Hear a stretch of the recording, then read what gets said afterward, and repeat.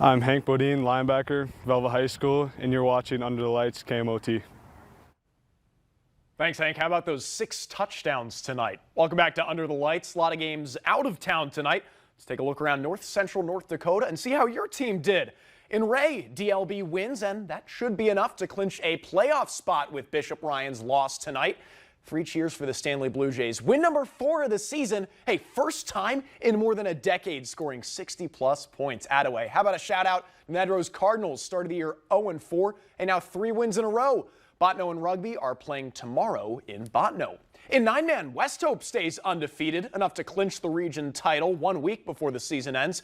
Alexander had their first loss of the season last week. Comets back in the win column. In Mohall, big game with playoff implications sees the Mavericks outrun the Mustangs, while Tioga picks up their second win of the season, a shutout against Dunseith.